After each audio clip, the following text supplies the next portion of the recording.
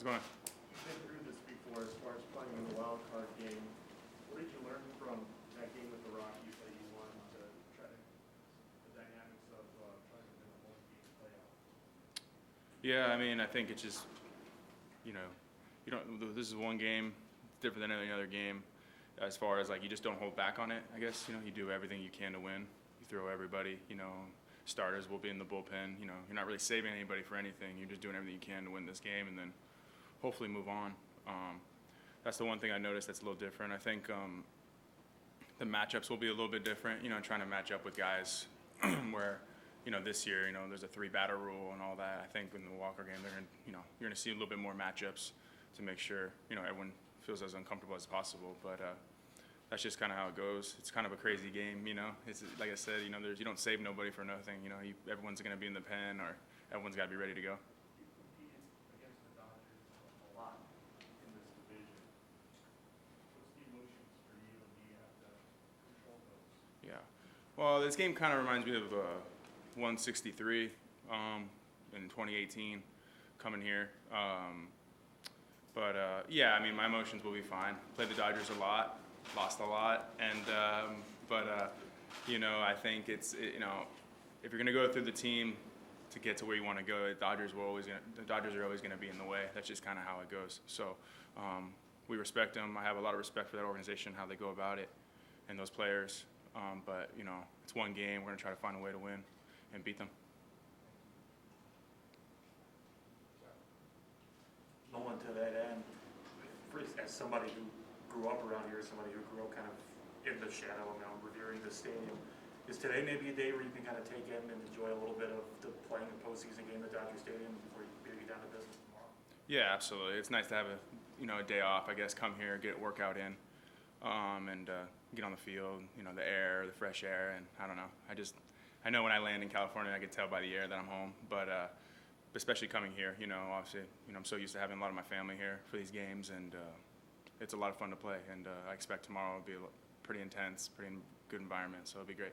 What did you see from your team over the last week when things were pretty well locked down for you, when you guys were still staying dialed in, staying ready, and making sure that you were able to turn it right back on to where it was for tomorrow night? Yeah, well, I think, we played meaningful baseball games all the way till the last week of the season, and that's always great. And, even though we clinched last Tuesday or whatever, all those other games, you still want to do something. You still want to play well, stay fresh. And, but, there's nothing like the playoffs, just to be honest, it don't matter how long you clinch. When you get to the playoffs, the environment's amazing, and it's an intense environment. So there's nothing that matches this. So you just got to try to slow it down. But I think we'll be ready to go.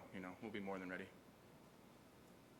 What have you seen from O'Neill and Peter this season, and how have you been able to serve as a mentor of sorts? Yeah, well, those guys have just been great. I mean, just playing great baseball. I mean, they're just kind of developing. I mean, it's just been pretty cool to see, not just them two, DC also. It's pretty cool to see them, like, you could see the development from April to, September. You could really see how much better they've gotten as the months have gone on throughout the season. And that's just experience, and I just feel like they're only going to get better and better. And it's been a lot of fun to watch them compete and just, like I said, get better as the year has gone on. It's something that, I've noticed that they've just been able to, like, slow the game down, asking the right questions as the year has gone on. It's been pretty cool. Hey, Nolan, you said the Dodgers are always going to kind of be there in the way. You guys split that series with them in St. Louis after losing the first two.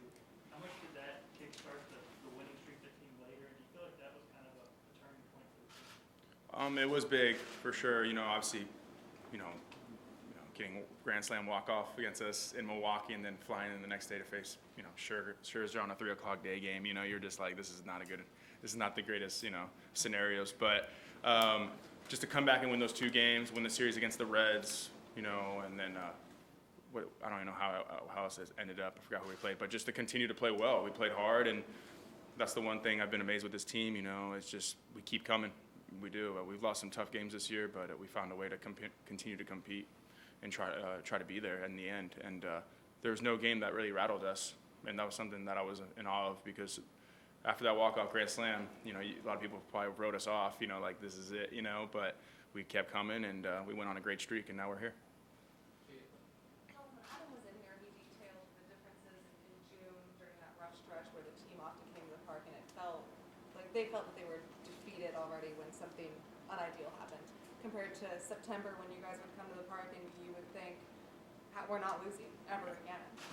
What kind of led to that mentality switch? Obviously the winning does help, but to build that up and kind of keep the course there, what leads to that change?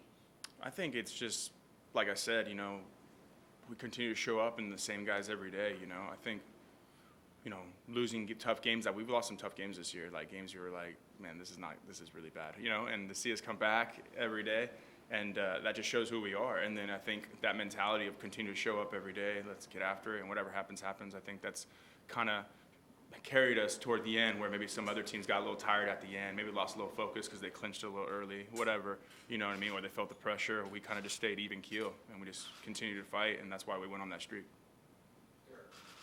Nolan, how have you seen, and maybe this dovetails with that, how have you seen the offense kind of grow through the course of this year? You guys, that first half kind of struggled, talked about that, how one-dimensional they are, and then Tyler goes into batting third, and just the number of different ways you guys have been successful over the past month.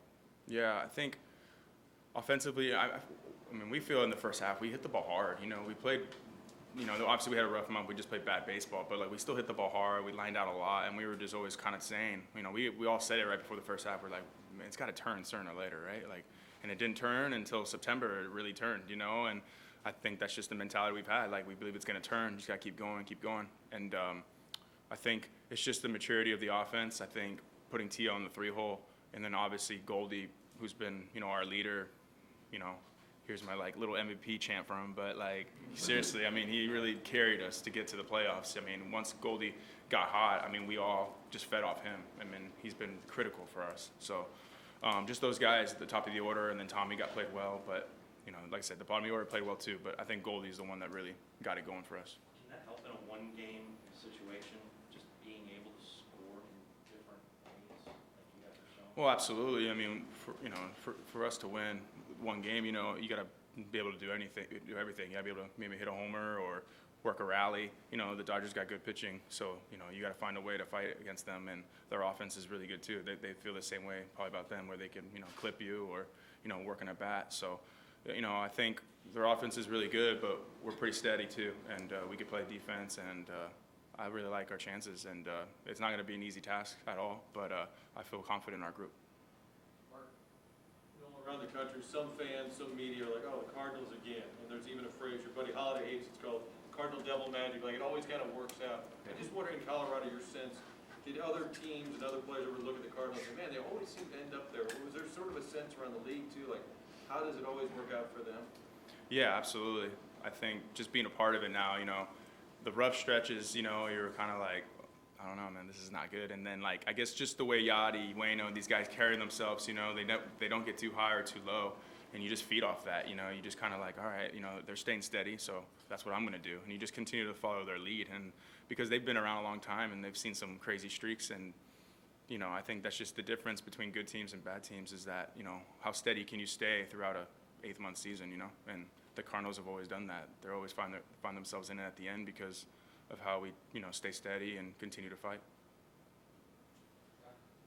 Well, and Adam and Matt Carpenter both said this is the best Cardinal defense they feel like they've ever been on. How does this defense just stack up in your eyes, and how important is that in one game where there's really no margin for error, especially against someone like Scherzer, where one run, 2 runs, and between Scherzer and Adam, 1 run really decide that game? Absolutely. I mean, I agree. I think this is the best defense I've ever played on. Defensive team I played on, as far as the outfielders and first baseman, obviously the greatest catcher ever, and then just our infield has just been so solid.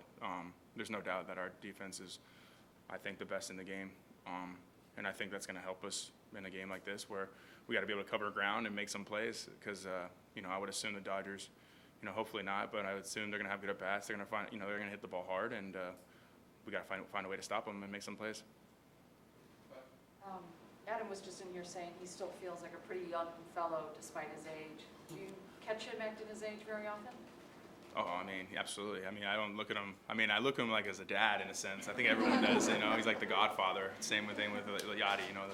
That's basically what we call them, the Godfathers of our team. But the interactions you have with him, he acts. It's just like a normal, young player. I think he's trying to make trades right now in fantasy. Like he's just like that. So he's just down to earth, laid back, and he'll be ready to go tomorrow. Every managerial move is going to get, hyper focused on this game based off of, who gets pulled, who gets pitches. What have you learned about Mike Schilt with the season of playing underneath him, and how prepared or how trustful are you with the calls he's going to make in this game? Yeah, I mean, well, obviously I trust Skip. I know he's going to make the right decisions and what he feels is the best decision for our team. Obviously I got a lot of respect for him, but I'll be honest with you, I don't really pay attention. I'm trying to just focus on my job and doing my job. What the manager controls, that's a hard job, so I'll let him focus on that. But I believe he'll make the right decisions. I guess that's more phrase poorly there. What have you learned about Schilt playing for him for a year? Yeah. You didn't know him well Yeah. before you joined the team. For him and the rest of the coaching staff, I think it's just more steady. Like I said, I know I keep saying that word, but it's really plays dividends of who we are. It's just how calm everyone is. Nobody gets too high or too low through good times or through bad times, and that's something that I think we all feed off of. And it's not just him; it's the whole coaching staff. They bring that same energy every day. It's been a lot of fun for playing with those guys, playing for them. Any last questions for Nolan? Thank you very much, Nolan. I think you guys.